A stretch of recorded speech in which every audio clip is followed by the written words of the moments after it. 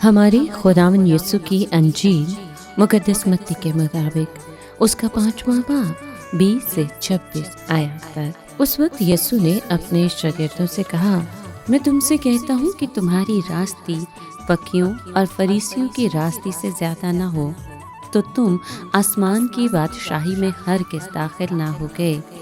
تم سن چکے ہو کہ اگلوں سے کہا گیا تھا کہ تو خون مت کر، اور جو کوئی خون کرے وہ عدالت میں سزا کے لائق ہوگا۔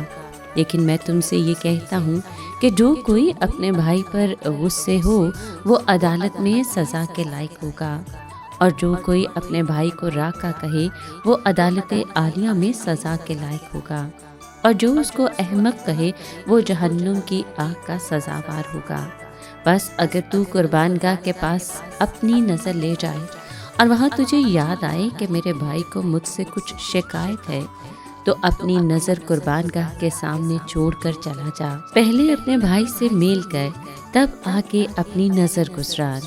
جب تک تو اپنے مدعی کے ساتھ راہ میں ہے، جلد اس سے میل کر، تا نہ ہو کہ مدعی تجھے منصف کے حوالے کرے اور منصف تجھے پیادے کے سپرد کرے اور تو قید خانے میں ڈالا جائے۔ میں تجھ سے سچ کہتا ہوں کہ جب تک تو کوڑی کوڑی ادا نہ کرے گا، وہاں سے ہرگز نہ چھوٹے گا۔ پاک کلام کے پڑھے اور سنے جانے پر خداوند کی برکت ہو، خدا کا شکر ہو۔ عزیز دوستو، یسوع ہمیں بتاتا ہے کہ صرف ظاہری نیکی یا فقیوں اور فریسیوں جیسی روایتی راست بازی کافی نہیں ہے۔ اصل راست بازی دل کی حالت سے جڑی ہوتی ہے۔ یہ ہمیں چیلنج کرتی ہے کہ ہم اپنے غصے، حسد اور نفرت پر قابو پائیں اور دل میں معافی پیدا کریں۔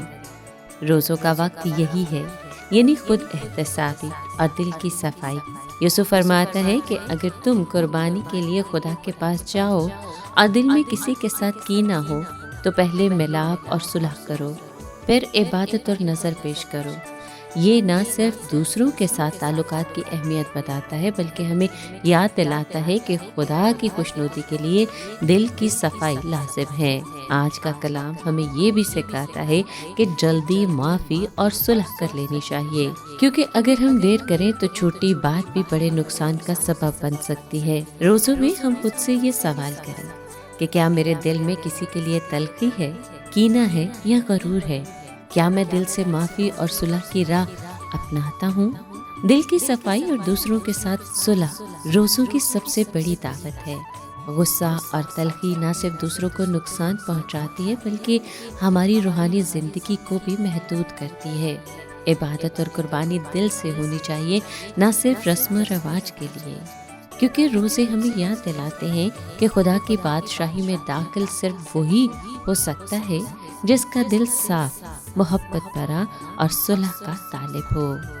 اے خداوند، میرے دل سے غصہ، تلخی اور کینہ دور کر اور مجھے دوسروں کے ساتھ صلح اور محبت کے راستے پر چلنے کی توفیق دے۔ میرے دل کو صاف کر کہ میں تیرے حضور خالص نیت سے حاضر ہو سکوں۔ آمین۔